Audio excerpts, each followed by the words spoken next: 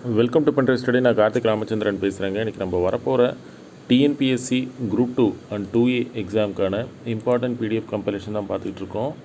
பொதுத்தமிழ் previous year question இதை நம்ம மூணாக பிரித்து அதுக்குள்ளே இருக்கிற சப்டாபிக்ஸு பிரித்து வச்சுருக்கோம். சரிங்களா? இப்போ இன்றைக்கி தமிழறிஞர்களும் தமிழ் தொண்டும்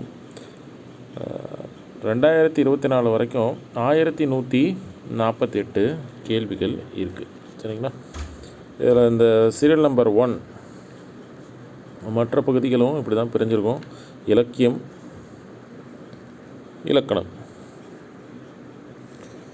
அது இன் டீட்டெயிலாக இதில் கொடுத்துருக்கோம் பாருங்கள்.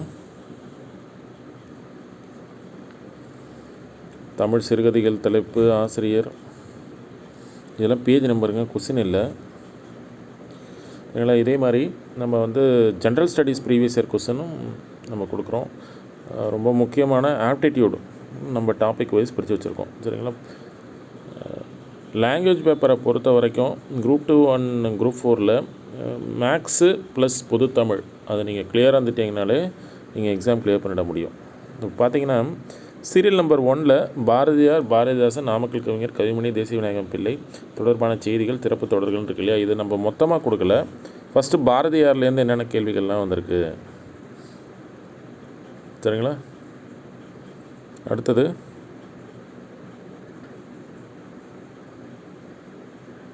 பாரதிதாசன், பாரதிதாசன்லேருந்து தான் நிறைய கேள்விகள் வரும். இப்படியே அது போயிட்டே இருக்குங்க. சரிங்களா? நம்ம என்ன பண்ணியிருக்கோன்னு உங்களுக்கு தெரியுதா? அதாவது இலக்கணம், இலக்கியம், தமிழறிஞர்களும் மூணாக பிரித்து அதுக்குள்ளே இருக்கிற சப்டாபிக்ஸையும் நம்ம பிரிச்சிட்டோம். சரிங்களா? இப்போ உங்களுக்கு புரியும்னு நினைக்கிறேன். சப்டாபிக்ஸையும் பிரித்ததுனால உங்களுக்கு இன்னும் கிளாரிட்டி கிடைக்கும். எங்கேருந்து கொஸ்டின் வருது, நம்ம படிக்கிறது கரெக்டு தானே அப்படின்றதையும் நம்ம அனலைஸ் பண்ணி கண்டுபிடிக்க முடியும். சரிங்களா? நீங்கள் பாருங்கள். யாரும் இன்ட்ரெஸ்டோட எனக்கு இந்த நம்பருக்கு வாட்ஸ்அப் பண்ணுங்கள்.